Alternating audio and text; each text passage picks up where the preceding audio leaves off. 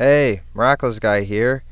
Now, you guys won't believe this, but I was finally able to acquire Marcy's journal from one of my favorite shows, Amphibia. It was a birthday gift from one of my closest friends and greatest, Shaheem. I've been wanting this book for a while now, since it was basically announced, and it is an honor to have it in my hands. Also, apparently this happened.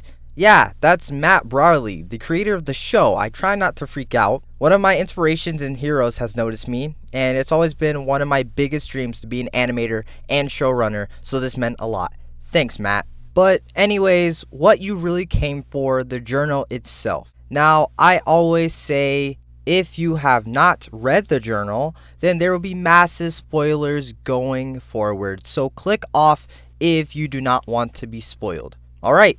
Let's get on with the review.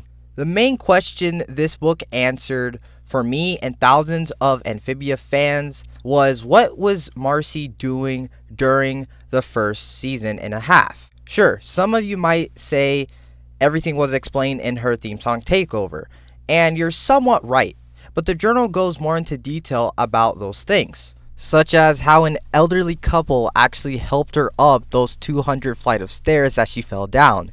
It's also crazy to think that only in her second entry, Marcy knew what Newtopia was all about just based on its looks. Not only did Anne and Sasha have their own adventure, but Marcy did as well, becoming a night guard. Now, the night guards are a special task force who take the most difficult missions in Newtopia. An unknown piece of information, the shell on the night guard's cape represents their status, Marcy being one of the highest as a Chief Ranger, which is why she refers to herself in her theme song Takeover as a loyal ranger.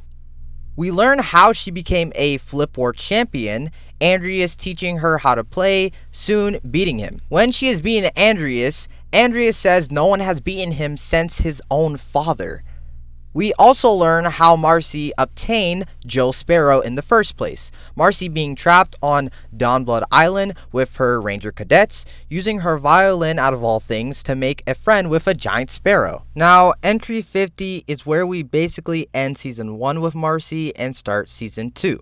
Now, as you all know, we already know what happens with Marcy during season 2, but it's nice to see the insight into her personal account instead of Anne's. If I'm honest, some pages were really hard to read, such as entry 82, 2 words, true colors. Not to mention there are pages where there are actual dried up tears.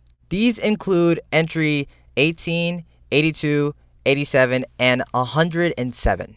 Now, in universe, it was never explained how Anne got Marcy's journal, but it's confirmed that Marcy actually slipped Joe, Marcy's journal, into Anne's backpack that night.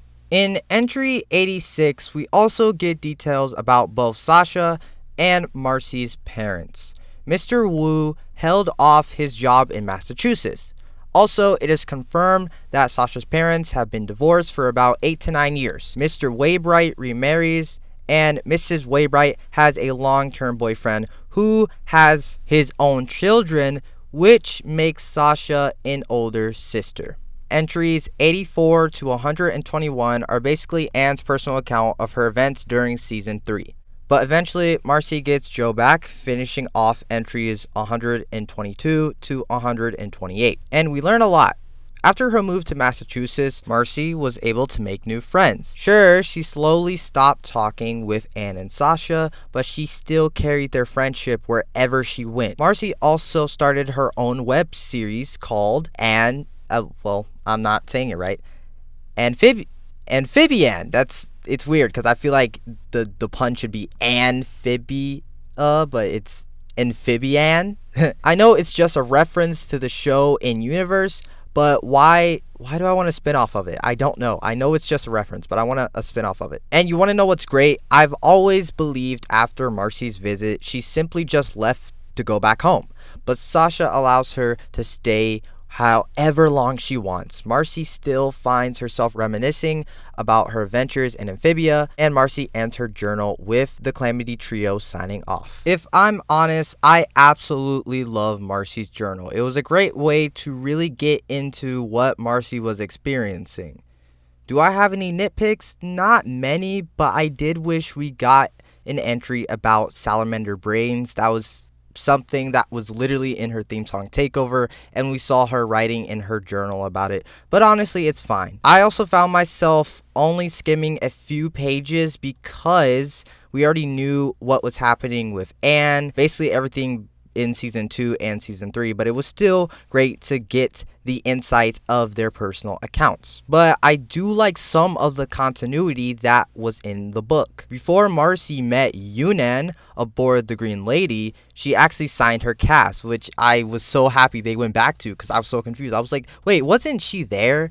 Also, how can you not love the lore building and the way Marcy fangirls over her two favorite girls, Anne and Sasha? All in all, I love this book. Shout out to Shaheem, the amazing Matt Brarley, and the Amphibia crew. Thank you so much for the adventure.